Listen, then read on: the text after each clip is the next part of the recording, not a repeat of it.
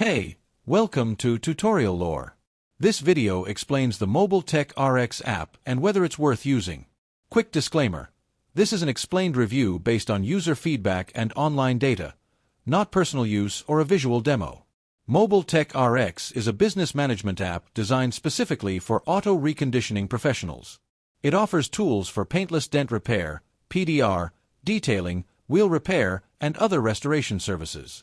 The app includes estimating, invoicing, customer management, and even integrations with accounting software.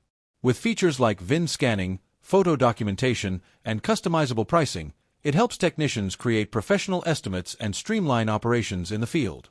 Let's talk about how it performs in actual use.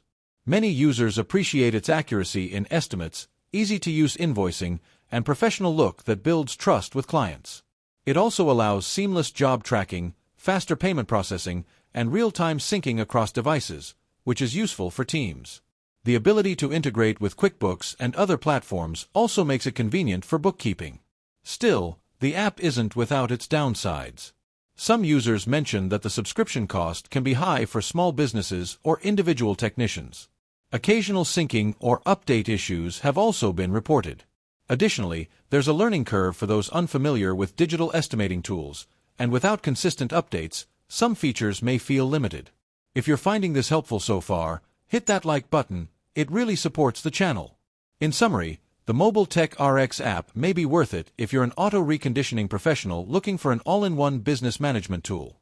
It shines in professional estimating, invoicing, and workflow organization.